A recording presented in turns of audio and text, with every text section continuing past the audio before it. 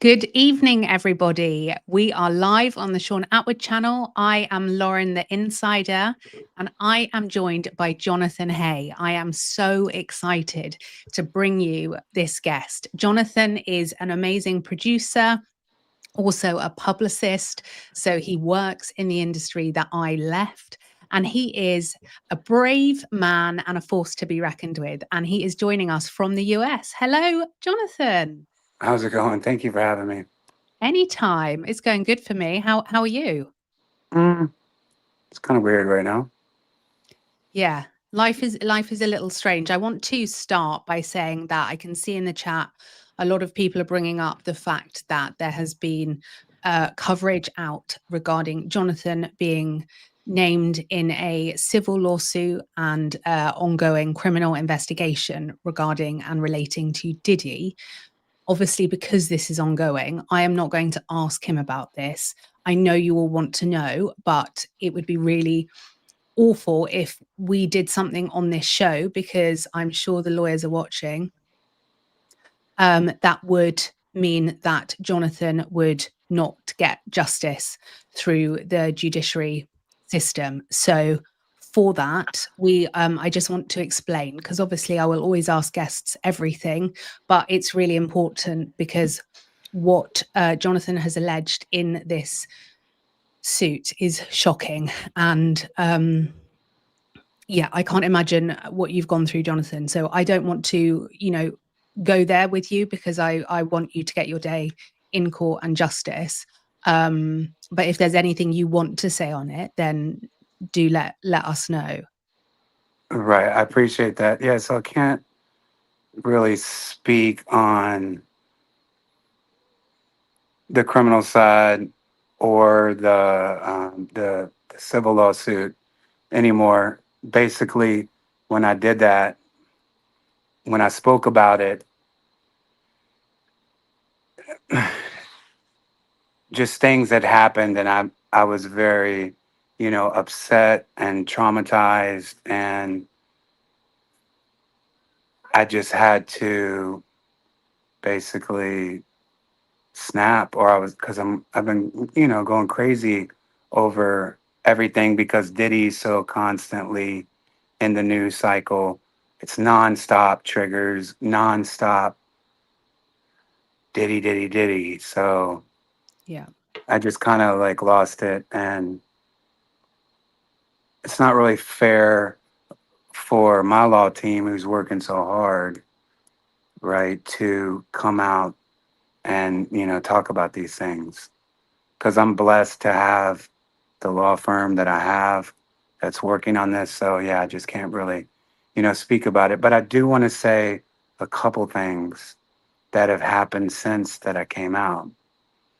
So I was told that there could be, or there will be, private investigators from their side taking photos, watching me, those kind of things, right? So And intimidation tactics. correct. Um, and I contacted my oldest daughter last night, and I told her, I was like, hey, listen, not to freak you out, but you could be seeing some of that because my address, right, that's out there in public, we got a townhouse, right, in Florida. And that's where my address is like officially located. And I was like, they could be taking photos, they could be out there. And then she tells me that she's already seen them. She said that she thought it was for the neighbor, because it's like we have like a three floor townhouse, and it's almost like a brownstone in New York, where it's side by side with another person's townhouse, right? So she said that she thought it was for the new neighbors who had moved in. So then she starts sending me photos from that community where we are in the townhouse, and people are talking about these private investigators who are in the area taking photos, like and there's a Facebook group,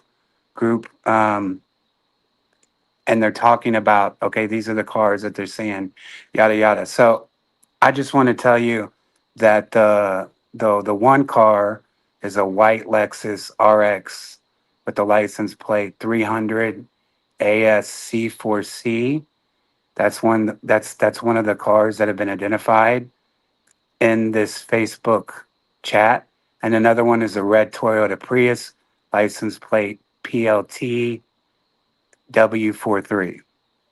Right. And so to those investigators who are trying to, I guess, take photos where my daughter is, she just had a newborn and I'm not there. I haven't been there in months. So they're at the wrong place. So if the investigators, if they want to speak to me, send me a direct message, send me an email. If you guys want to talk to me, meet with me. But don't go around my daughter with her newborn, their house. So those two cars, like I said, a white Lexus RX, license plate 300 ASC4C, and then the red Toyota Prius PLT W43. So people know about him in the Facebook group. And one of the people in the Facebook group said that they spoke to the police because they called the police on these cars that are around.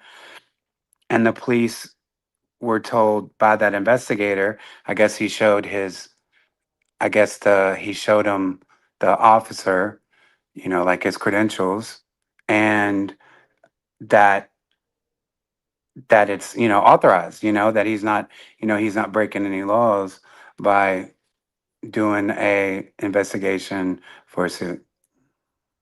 Do you know what I think is really interesting as well, Jonathan, is I have covered the Damori Hadley story and I have also interviewed Rymir Setherway, and both of those have, there's Damore's ongoing case with Rock Nation and Desiree Perez, and then Rymir's paternity suit with Jay Z. And, Jay Z and Diddy are like that, regardless of what their PRs have tried to put out.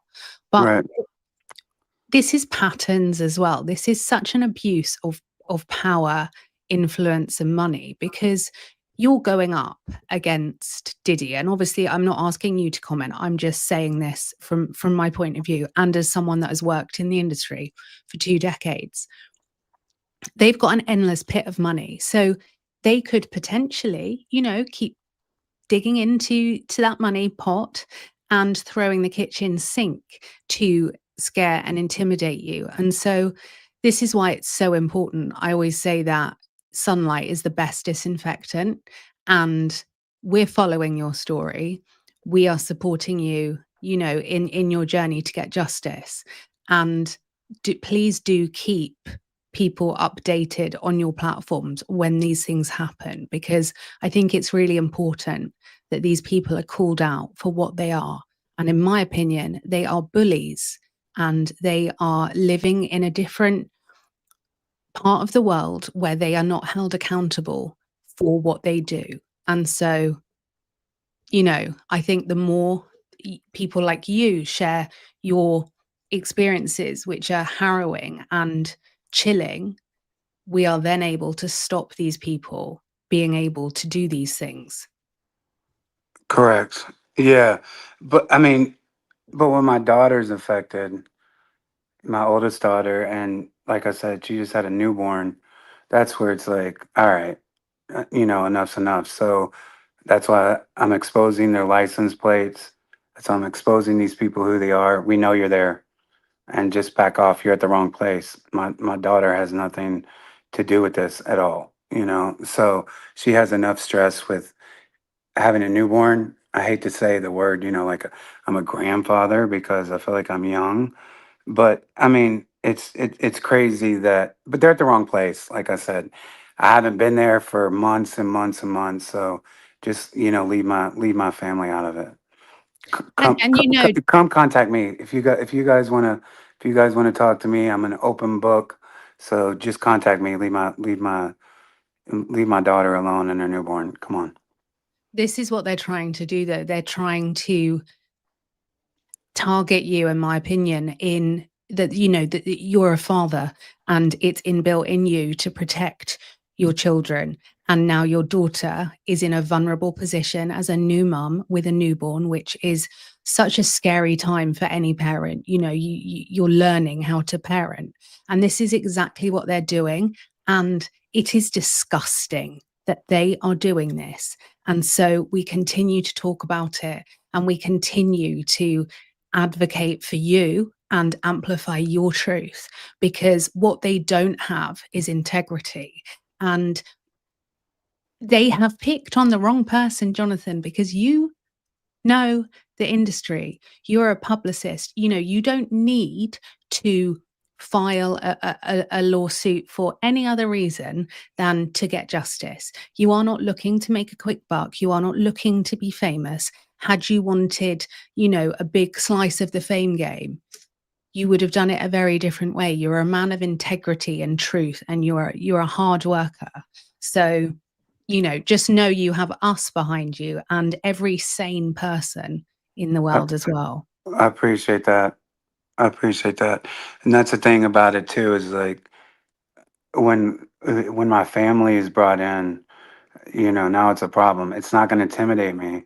It's going to piss me off more, you know. And Mm. so, and you're right about, you know, being a publicist and having media resources and having those kind of things. So that's one of the reasons why I brought some of that stuff out in public, because it would help for the criminal justice, right? So, but Well, anyways, I wanted to talk about when I came out with that story. A lot of people were, I got a lot of messages, DMs to my Instagram, and people were talking about, I mentioned about jumping out. I was staying at the Statler Hotel in Dallas for months, and they had this rooftop of the Statler Hotel. I would go to the rooftop very high, and I was contemplating like jumping off like every single day, because stuff would just recycle and recycle. And a lot of people ask me if I'm okay. And to those people, yes, I'm okay. I'm dealing with it. That was a different time. And I was trying to process everything, and it kept recycling. And to the people who are feeling that way, I can just tell you from my own experience, it kind those days where, I mean, I was literally, Lauren, like planning on jumping off the Statler building. But I would think like that. I was like, okay, I'm not going to do it today. I'm going to do it tomorrow. I'm going to call people that maybe I need to reconcile with. I was really close to like the JFK shooting. I'm going to go see that. I was going to kind of like, this is my last day on earth. And I would piece that together like every single day, day by day. Well, you know, I'm going to eat this food. I'm going to drink this drink. I'm going to do different things that I haven't done because this is my last day on earth. And tomorrow I'm going to jump off the building. And this went on for a month of me like doing that. So that's what I tell anybody who's feeling that way, is just try to just get through the day. Just get through one day. One day will turn to 2 days. Two days will turn into three. And you can get through it, because I'm one of those people, like I was dead set on jumping every single day. So just try to get through day by day, and just, it's a one day at a time. So can I ask you something as well? And this, you know, we are talking about witchcraft and things in this interview, but when you filed your lawsuit and, you know, it's obvious that you're a problem for them because the narrative has already started in trying to rewrite Diddy's public profile. So we've seen the whole, you know, the angles, oh, he's a single father and he's a man of religion and he's sober, and it was the old Diddy, and it's just rubbish. Don't listen to any of it. I was paid for 20 years to plant this kind of stuff. But when I interviewed Rymir Setherwaite, which was obviously about Jay Z, and it's hard to say this without sounding a bit nuts, Jonathan, but I genuinely felt like I was on the receiving end of really, really dark energy. Like I felt like I was having, I don't know what it's called, if it's like witchcraft being sent to me. And when I spoke to Rymir, I said, Rymir, this sounds nuts, but has this ever happened to you? And he said, yes. When you speak out, these people are bad people. They have dark energy. Has this happened to you? Mm, it was happening way before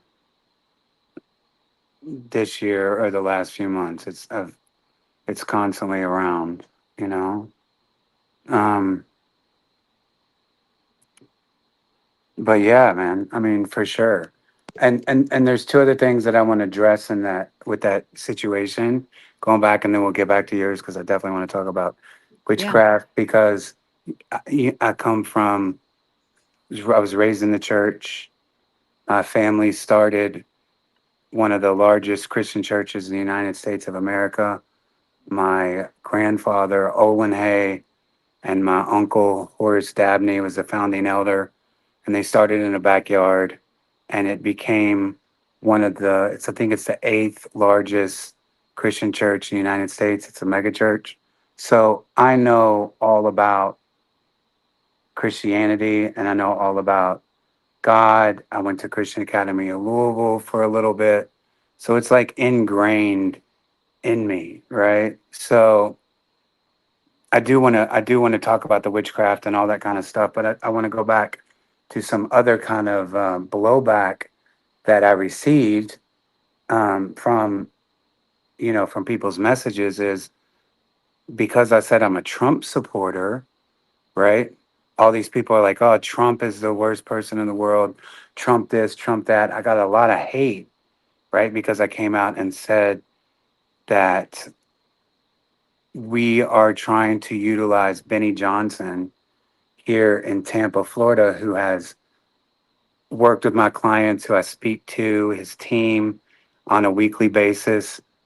And Benny Johnson, spoke at the Charlie Kirk Memorial. Benny Johnson has Donald Trump Jr. on his live stream. Last week or week and a half ago, Benny Johnson's family was threatened.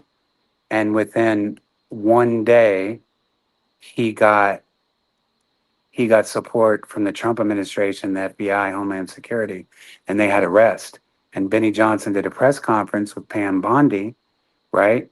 And so and he was just at the White House for Charlie Kirk's the medal that he just received. So for people to hate on Trump and our president, and then to hate me for that is crazy. And I've never really been a political person on either side, right? I just stay away from it because it just leads to arguments. And if someone is a Democrat or Republican or whatever they are, I've never argued with them. That's their choice. That's their right as an American to be on whatever side. So I'm never that guy that's like, oh, you like Trump, you like Biden, you like Obama. That's where I've always been. I've always just been like not part of either side. But when Donald Trump got shot, right, when he had the assassination attempt, and I have a group chat with my friends, like friends that I grew up with. One of the guys is in the group chat and he's like, I wish he would have died. I wish he'd been killed. F Trump, F Elon Musk, F all these people. They're all wicked. He should have died. And that's when it made me realize, like, wow, how could you wish any man, whatever your party affiliation is, to be assassinated? It's just crazy. And that was the moment that that I started to really like Trump because remember after he shot and he pumps his fist, and then the next day you see him, or a few days later at the golf course, and I'm like, this is a grandfather, this is a billionaire, this is a guy who doesn't need to be president. Let's be honest, it'd probably be a much better life if he wasn't a president, right? He doesn't need this stuff, but the fact that he's still fighting for the country, and when I saw that kind of resilience, I was like, this is the type of person that we need in office. And then when the Charlie Kirk thing happened, which was so traumatizing, and you see all those people like celebrating, him, his murder, assassination. I don't know what word I'm supposed to use on YouTube. Whatever it was, it's just disgusted me so much. And it's like, all right, it's gone too far. It's gone too far here in America with all the political sides. So, anyways, I got a lot of Trump hate. It's like, and they were hating on my situation because of the Trump case, right? And that's just not fair. And then one guy, this is the last thing, we'll dive into witchcraft. Yeah, One no guy, worries. one guy named Gene Deal, he um he made this comment under my post because I was like, Gene Deal had said things on the Art of Dialogue, right? The podcast, The Art of Dialogue. He had said things And dismissing, Gene Gill is Diddy's former security. right? Correct. He had made things on the Art of Dialogue talking about the case and dismissing, like, oh, like another Diddy lawsuit, another Diddy victim, whatever. And so I addressed him in the real life Street Stars interview, right? So he leaves up a comment and saying like, "Yo, my manhood." I forgot what he said, but it was forwarded over to me like Gene Deal's commenting. So I contact Gene Deal, right? I sent him a message on Instagram, and then I sent him an email one on one. I was like, "Yo, let's just talk on live stream. Don't do all this back and forth." And he didn't respond, but I saw that he had read it. So then I sent another email that was more aggressive. Is like, and I added academics, I added the art of dialogue, I added Mafi from Vlad TV, I added Choke No Joke, and I was like, "Yo, you're this tough guy. He because Gene Deal went on live stream after I sent him that message, and he was like dissing me again from like a pool. It's like, yo, you can diss me to my face right now on live stream, and we can talk about this." And he didn't. He goes, like a coward, he goes from a pool talking about, the case. And I didn't talk about you, homie, when he did. So that's why I said I emailed all those people together, academics, Choke, Mafi, Vlad TV, and his people from Art of Dialogue. I was like, get on stream and talk about this together one on one so you can talk to me directly. Don't talk to your swimming pool. Don't talk to other people about me. Talk to me directly and let's talk about this. And of course he didn't, right? And then he was offended by, because I said that Biggie was the greatest bisexual rapper of all time. He was like, well, he's not bisexual, and he's real offended by that. But it's like I'm not the only one to say that Biggie was a bisexual rapper. Lord Jamar said it.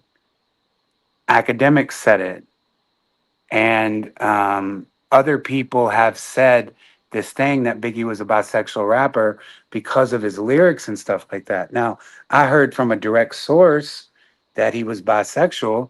I don't want to speak on my case, but anyways, he got mad about that. So it's just ridiculous. So in my phone, I changed him from Gene Deal, I changed him to Queen Deal, because it's like, if you're going to be so soft, dude, and you're going to be so girly and you're going to speak all these things about me and you're so tough, it's like, yo, Biggie died on your watch, bro. Yeah. You were there when Biggie was killed.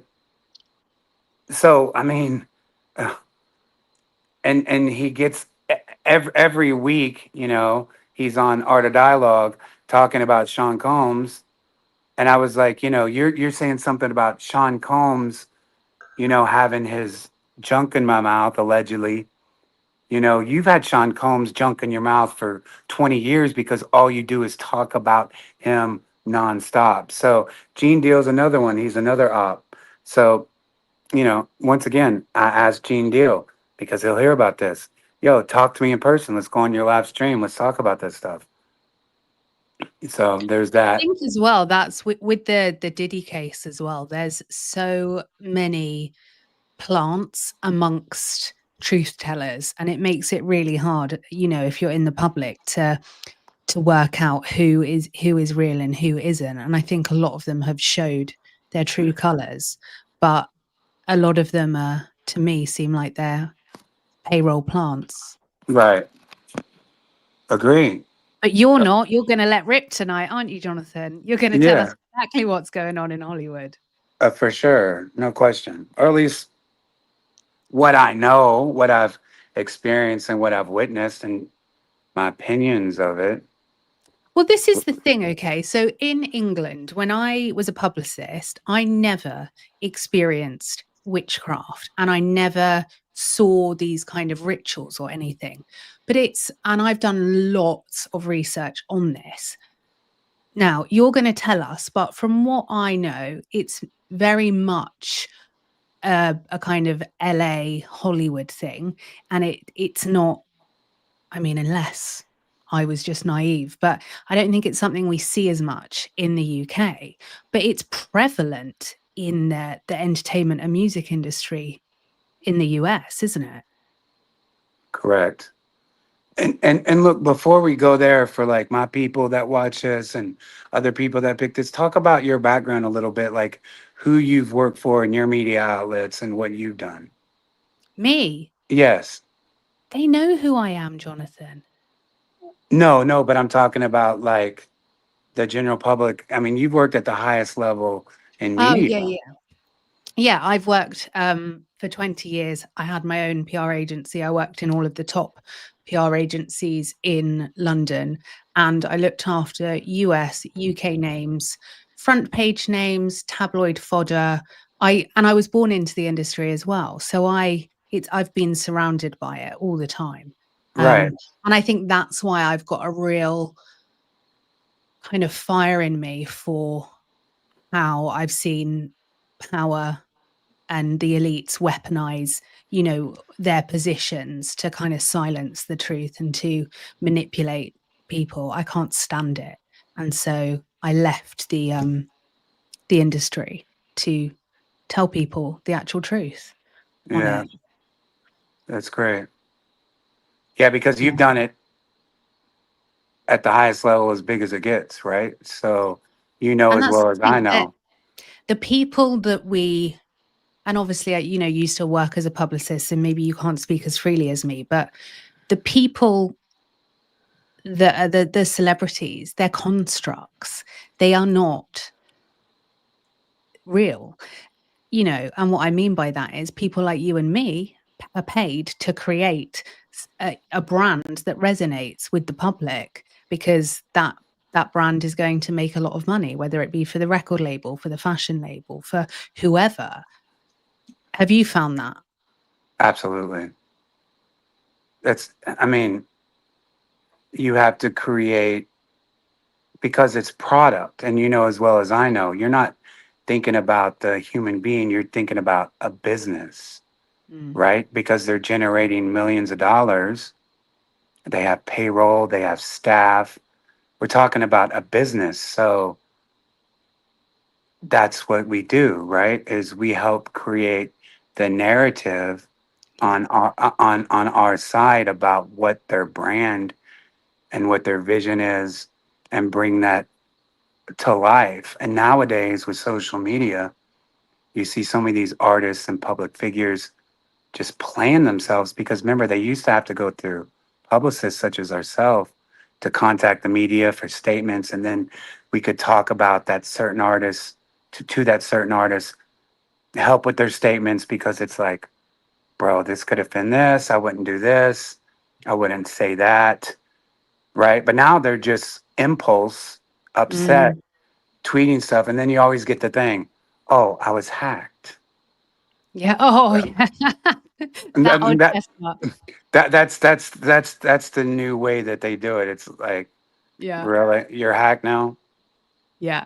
And also, do you know one of the funny things I find is I say like Prince Andrew in this country is doing this at the moment. You know, when you're backed into a corner and there's no way to get out of the absolute PR disaster you're in, you have to wheel out that fragile mental health line as well. You know, they've started doing it with Prince Andrew here. But it's we'll have to do another stream on the actual construct of celebrity and the lies and the, you know, some of the things we've had to bury without obviously naming the people, because truly it's, I feel like we need to be in an era of transparency because the public work hard for their money. And I always say, you know, if someone like Rihanna is going to sell you a pair of knickers, has she put the groundwork in, you know, to have your $20 or whatever? And what makes these people think that they've earned your money and you should part with it? It's just like every business all across the world, right? It's the same for Mm, these celebrities, right? It's a business. And when you leave it to just them, the individual, as you know, they can mess stuff up for a lot of people. So, speaking on Rihanna, that's one thing that comes back to me all the time is the rumor that came out in 2005 when she was 17. And that always comes back that it's been thrown up in my face now. Well, if you were lying about the Rihanna story then, mm. how do we know you're not lying Yeah, about this story now? I get that. And it's just like, okay, we're talking about two different things here, right? We're talking about my job as a professional, working with this group of people. It's not just me saying, I came up with this rumor and whatnot. And my thing where I spoke about the instances that are currently happening, that's the worst thing to come out as a PR person. Like the publicist side of my brain was like, no, you don't want to talk about that because let's be honest, we're in the hip hop world, in the hip hop landscape, a guy being violated by another guy and being a victim isn't good business. That's not good business at all, right?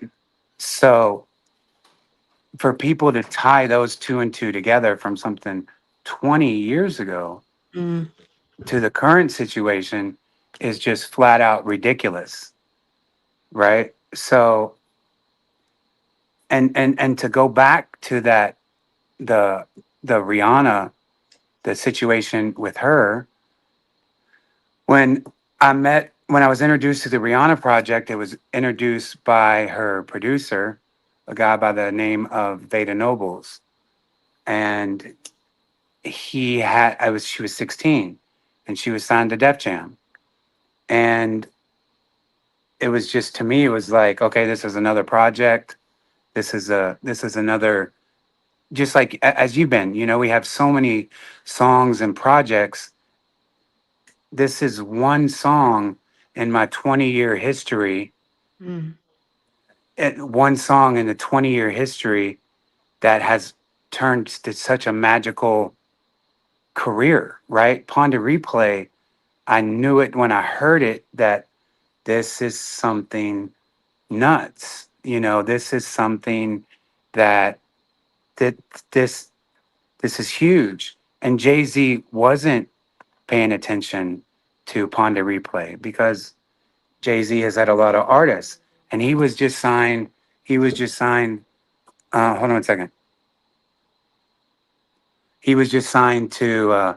He was just signed to Def Jam. I mean, she was signed to Def Jam.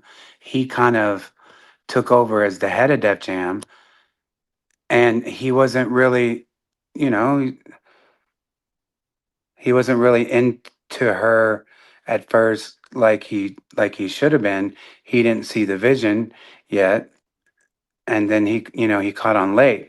But when people are saying that, that I created this rumor, that's not true. I'm sitting in a room, like I'm sitting in some room and I'm just putting out a rumor.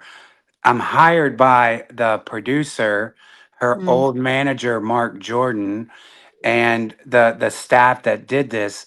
They're running, everybody's coming up with different angles of marketing Yeah. because on March in March, I'm the one who wrote the first press release for Rihanna, right? And we got like this little MTV blur from Jennifer Vineyard.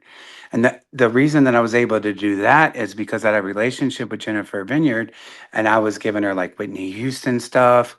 And I had built that relationship, and I was like, take a look at Rihanna.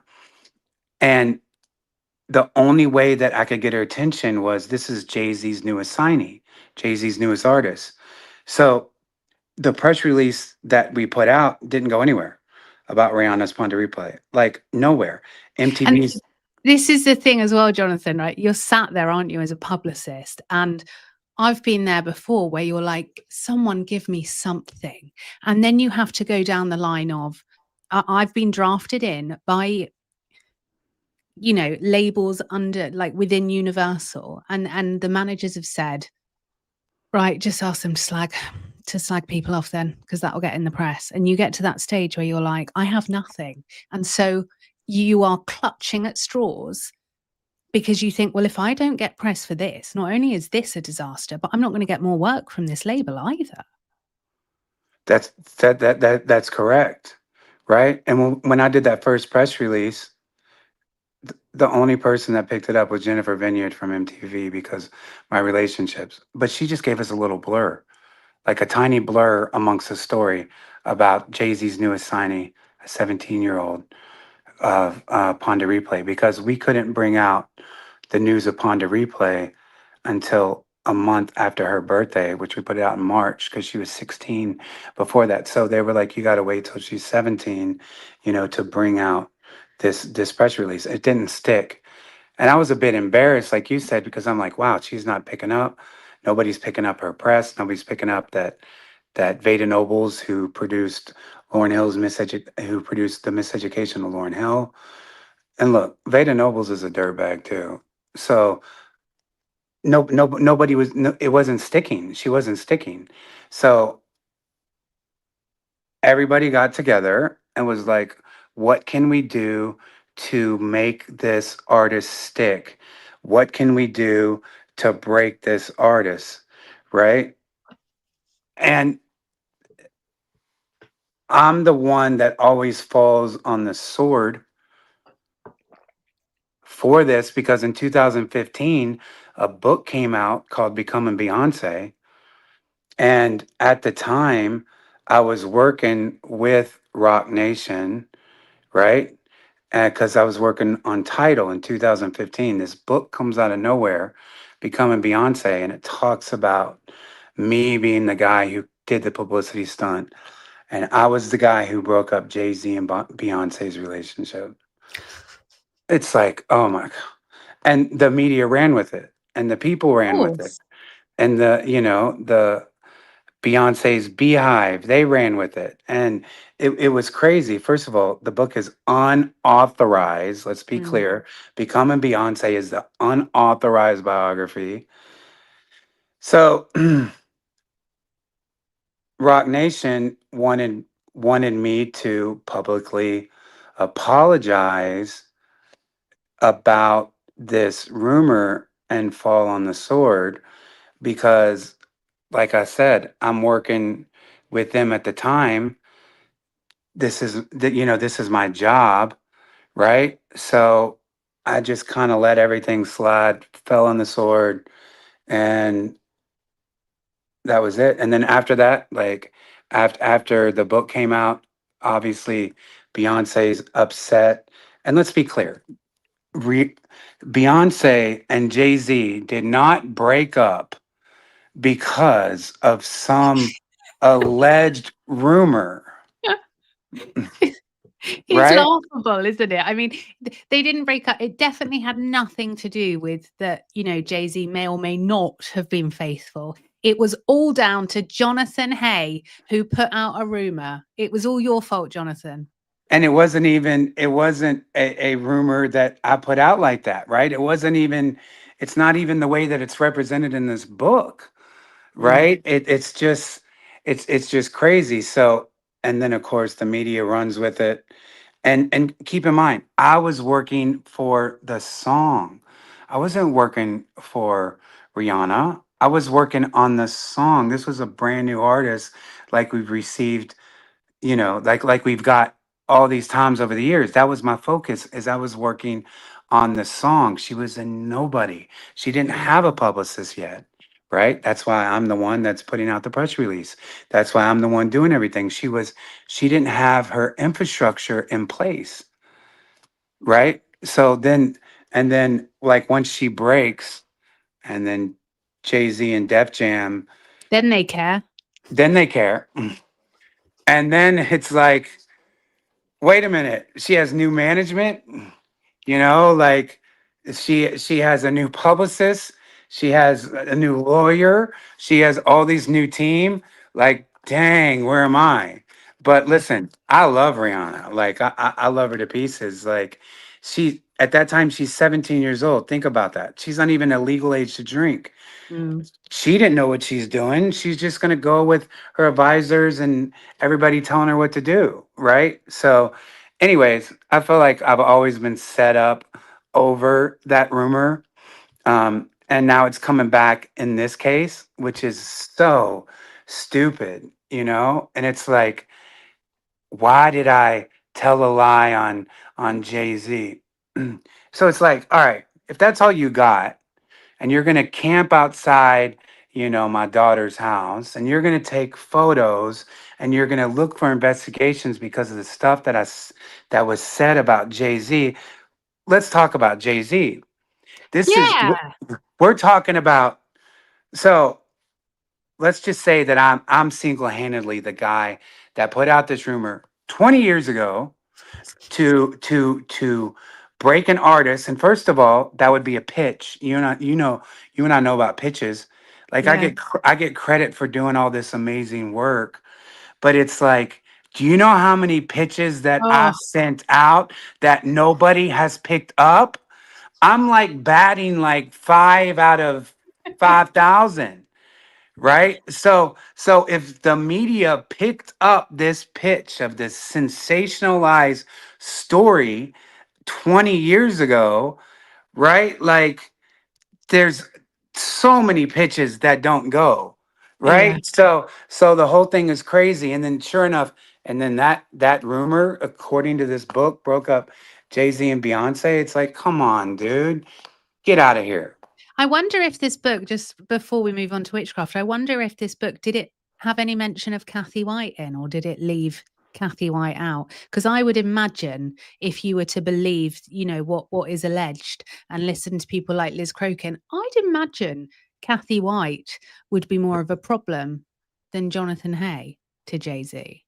Listen, I didn't even read the book because once I saw what was said about me, it was like, okay, this is incredible, Yeah. And the author, he goes on Wendy Williams, and that became like the selling point for the book. And there's a thing out there with Wendy Williams talking about, oh, it was a publicist who did it, and now the publicist has apologized to Beyonce, and Wendy Williams, who I love, she is just like, it was crazy to see that. So no, I haven't read the book because I know that it's huge. It's like, Oh, you've gone, oh, where's Jonathan? He'll come back in a oh, minute. Oh, there you are. Jonathan, I also wanted to just say before we move on is that I've done interviews where I have seen what a client said and I'm like, oh my God, we are in so much trouble if this goes out. And I've got all the emails. I'll put some of them, I'll redact them and put them online. But I've emailed back to the magazine or the newspaper and I've said, green to come out and red to be added in, or I used to have these color codes. And genuinely, the whole thing they've said, I'm like, that's got to go out. They'll lose that endorsement. You've got to tone it down. You know, it's like behind every celebrity is someone like you or me that is creating that person. And then when they suddenly behave badly, you think everyone thinks, oh my word, they've fallen off the rails. It's like, no, that's what they've always been like. We were just Right. hiding it. Right. But listen, so it's like, let's talk about the facts about Jay Z. Okay. So I'm accused of lying on Jay Z and putting out this rumor. That's my thing. But we're not talking about Jay Z, who released 2 albums with R. Kelly. Yeah. 2. Jay And a Z had, tour. right? 2 and a tour. Okay. Jay Z has released more albums with R. Kelly than he has with his wife, Beyonce, than Kanye West, than Linkin Park. He did 2. Jay Z's never done 2 albums with anybody, collaboration albums. R. Kelly was his man. That's his guy. That's his business partner. Because when you're doing songs together, you know, you're a business partner. You have a partnership with your songs and everything else. So Mm. Jay Z was business partners with R. Kelly. R. Kelly is in prison for crimes, sex The crimes. worst. Yeah. Can I say the S word here or no? Mm. Sex crimes? Can I say sex? Oh, you just did. Okay. Anyways, okay, so there's R. Kelly. That's his Yeah. business partner. And look where he's at. Then Jay-Z has been business partners with Puff Daddy Mm. since the 90s, right? Worked with Puff Daddy since the 90s. Puff Daddy is also in jail for the same type of thing. Then Jay Z had an exclusive film and TV deal with Harvey Weinstein, and people can look that up.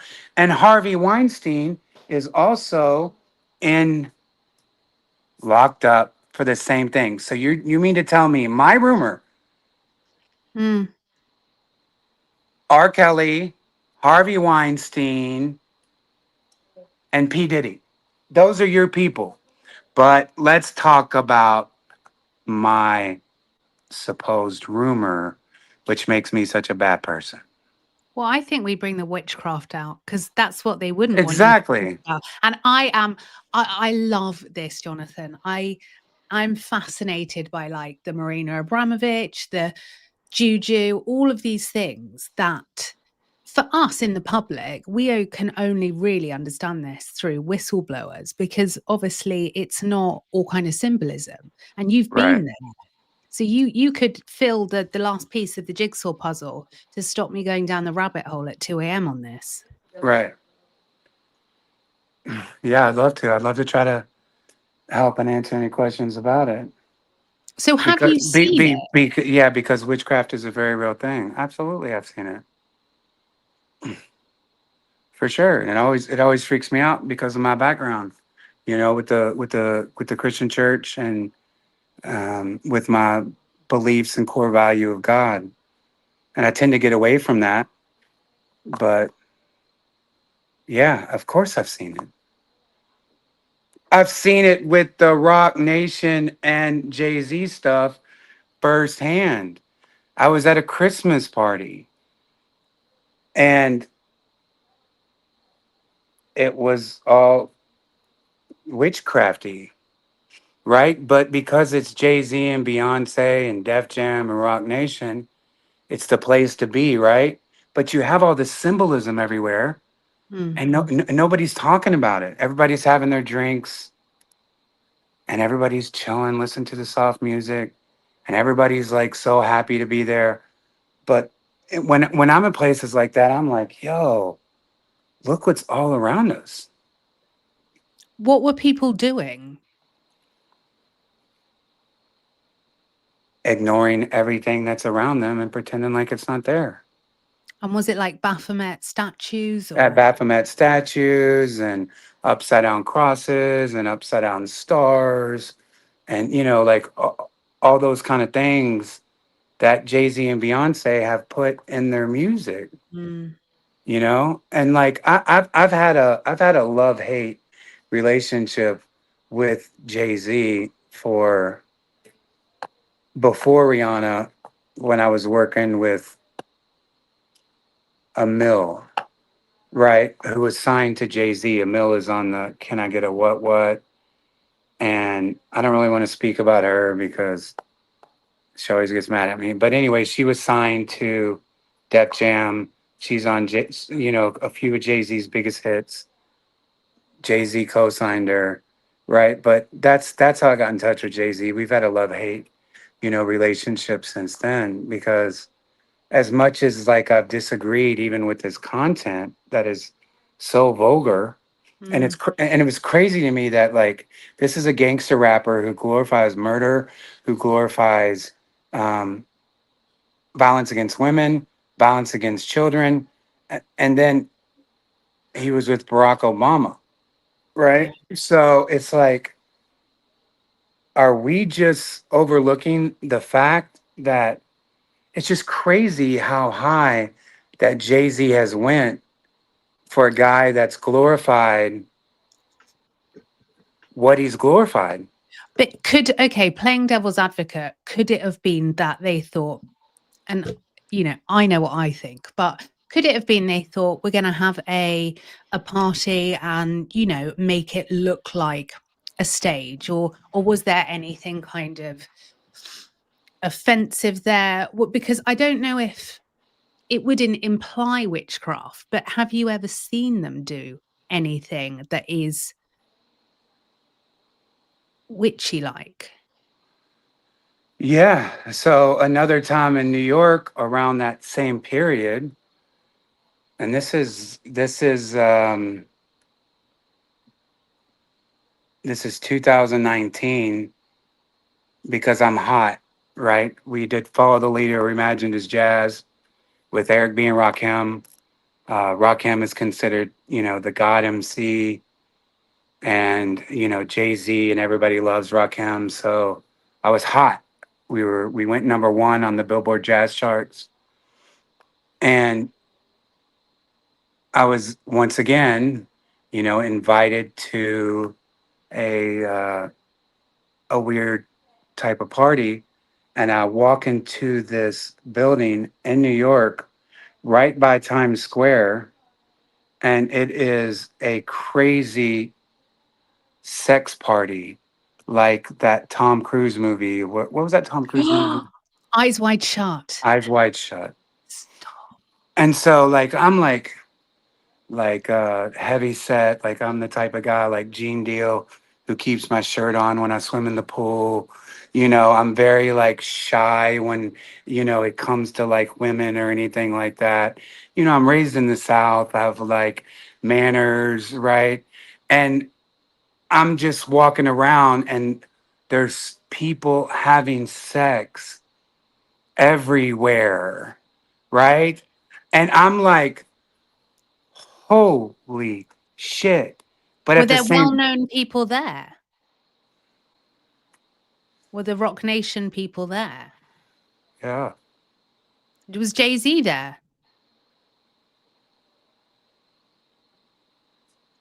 I don't think so. I don't know. I'm not for sure. I want to say because like it Just had give me the one wink for yes, Jonathan. the two winks if you're okay. Listen, it's not like I'm covering, for Jay-Z, but I don't know. I don't know. But But so this is it's very known then in amongst them all, right? So it's not a secret. no, and people are just like having orgies, and I'm with my friend who's like, "Bro, where have you brought me?" And like I'm like a moth to a flame. So it's like I'm just walking around like, oh my gosh, you have to leave your phones, out, downstairs. They take your phones.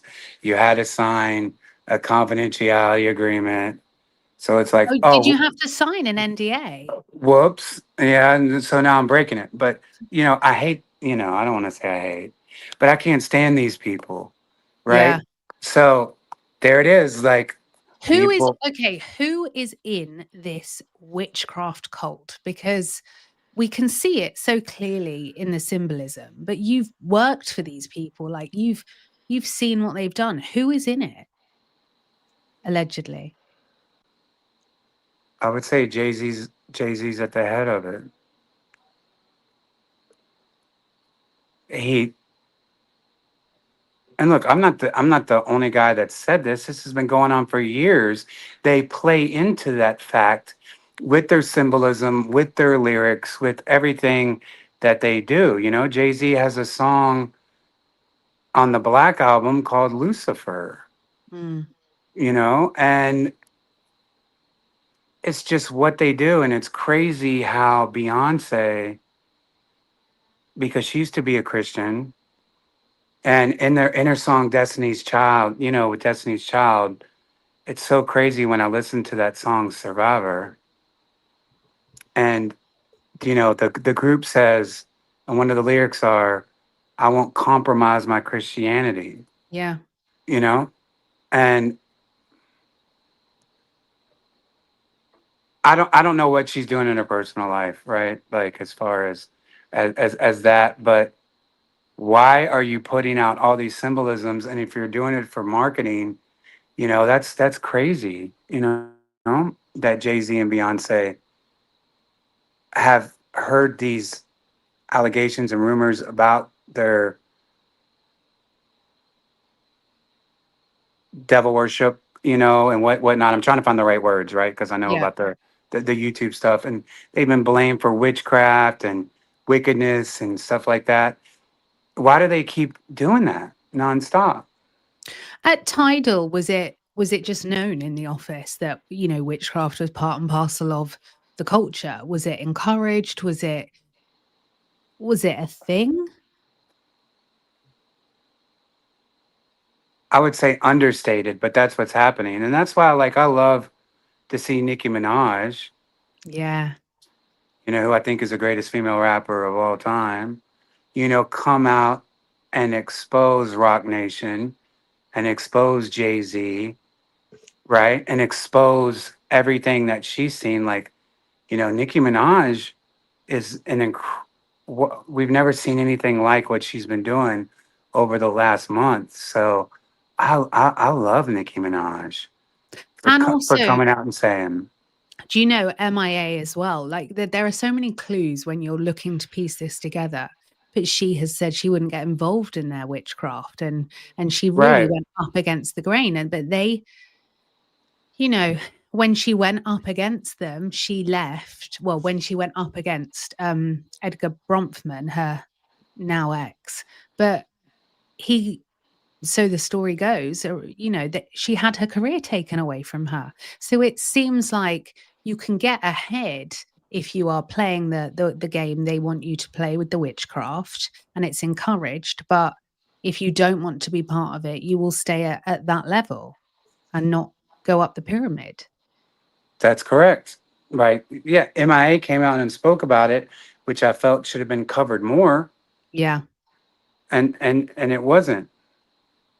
And people who speak about, Rock Nation, academics has been speaking out about Rock Nation, and he's dealt with a lot of trouble. Aiden Ross has been speaking about his experiences with Rock Nation.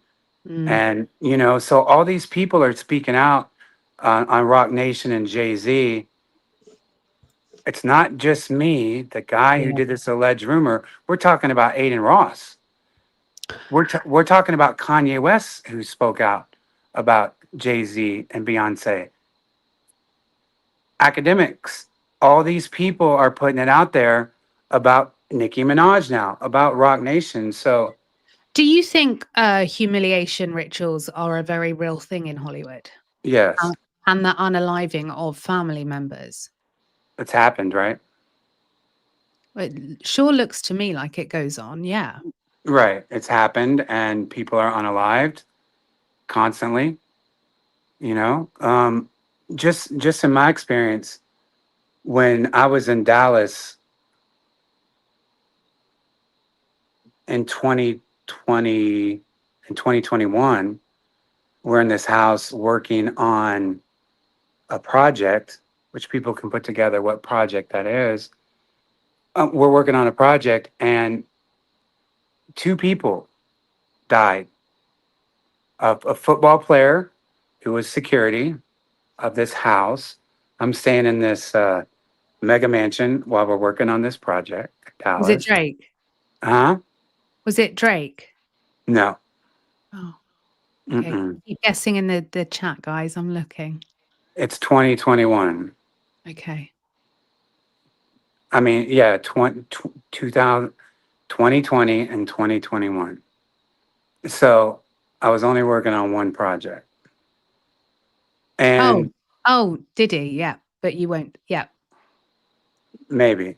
So, anyways, we're in Brooklyn. We worked on the project in Brooklyn. We worked on the project in Los Angeles, and we worked on the project in Dallas, Texas, of all places.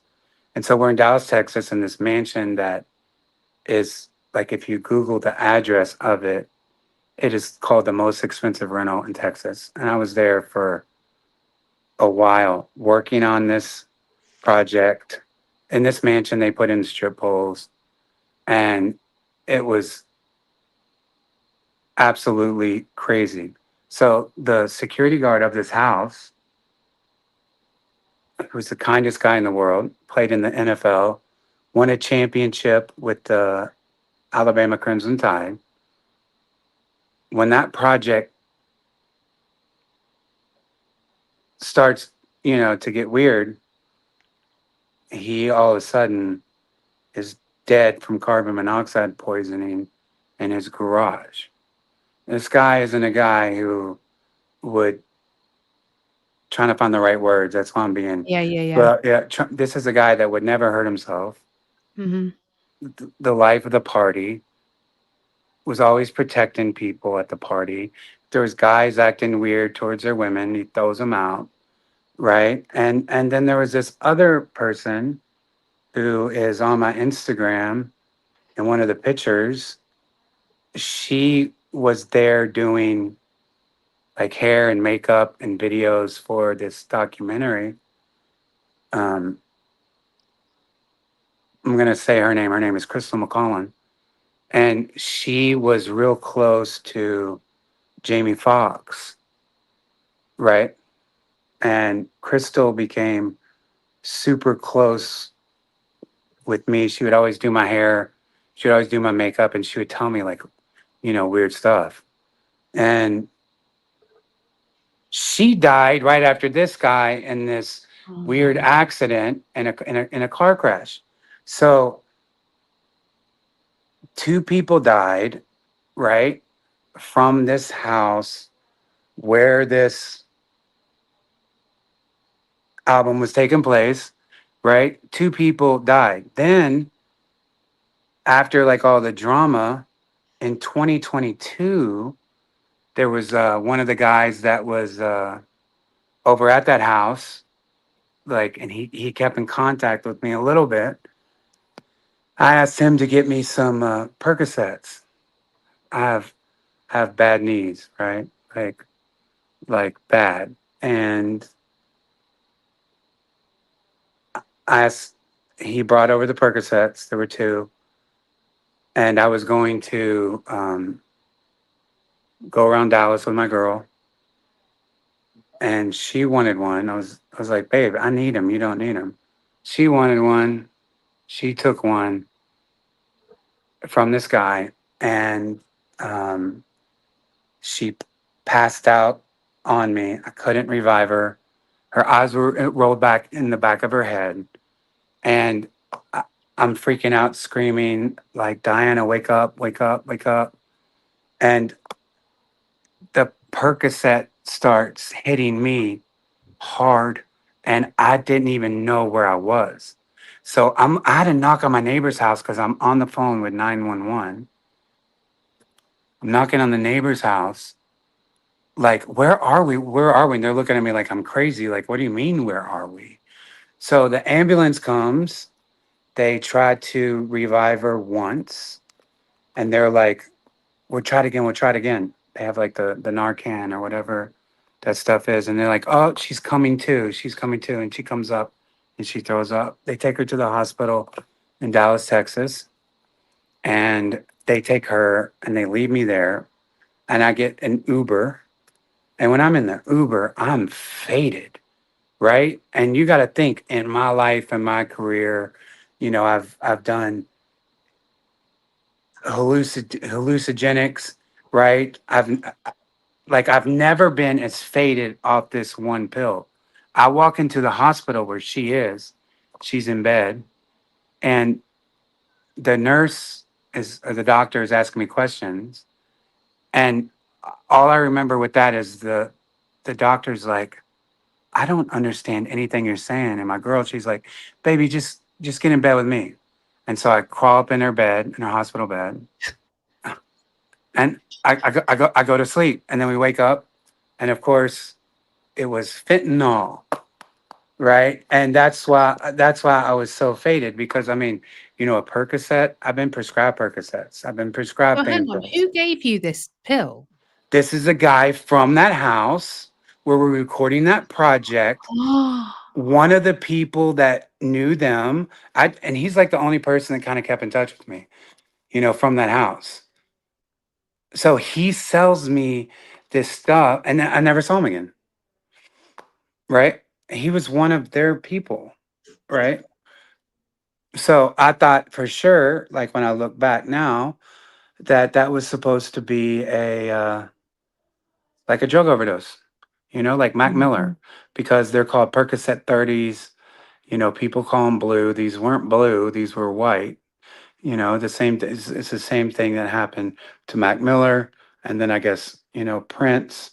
I think was probably fentanyl because we've all taken pain pills, and it doesn't ever put you out like that. But yeah, she almost died, and That's so if it's so scary as well because also the way the narrative would be spun is, oh, they were in a mentally bad place, they were partying, they were hitting it hard or whatever, and then it's on to the next story. Everyone's on in the news cycle. drug overdose. That's what it's made it look like, and she was almost dead. She was dead. Like she's in my arms, her eyes rolled back. She couldn't speak. She wouldn't wake up. She's here now.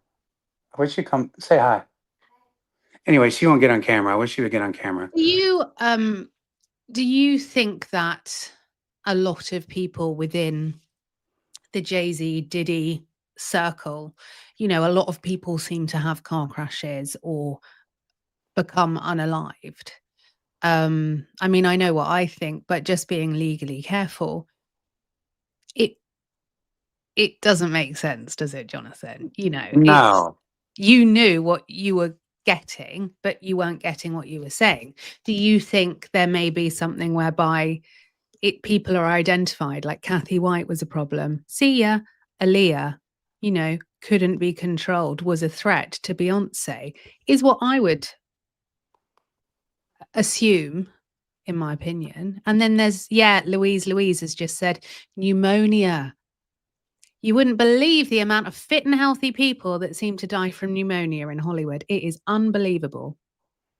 it's crazy, and if people because there's private investigators looking around. If people want to, dispute that fact about me and my girl and the fentanyl, there's emails because I try to get the 911 call because I wanted to listen to it for myself because I was out of it. And I wanted to tell her because she's like, what happened? I want to say, listen to the 911 call. I was on the phone with them for like 30 minutes because we were in a building that didn't get that for whatever reason they couldn't ping my phone or whatever well enough. So I'm just like, when are you coming up? When you show? I wanted her to hear it. So there's communications with me about the incident on email, about the 911 phone call with the 911 phone call. So it's like, these private investigators, they don't need to dig through my trash. They don't need to be outside my daughter's house. Mm, Come talk to me and let's look at it. L- yeah. let's listen to all this stuff. Let's look at the facts. Let's look at the evidence. Don't try to intimidate me. Contact me. let's talk. But obviously, my lawyer wouldn't Jonathan, do that, and I would listen to whatever my lawyer said. So if they're watching, we've obviously, got the team doing another stream, so we need to come off. But let's go. Yeah, can you come back next Saturday? yeah, for sure, no doubt, Can definitely. we do part 2? And guys, can you tweet me on X at Lauren KL Farrow and give me your questions for Jonathan? Make sure you're following Jonathan because we are just getting going. And it's a pleasure to chat to you, Jonathan. And Thank can you we so have a much. date this time next week again so everyone can Absolutely, come for back? sure, for sure. Okay, All right, amazing. all right. Thank you.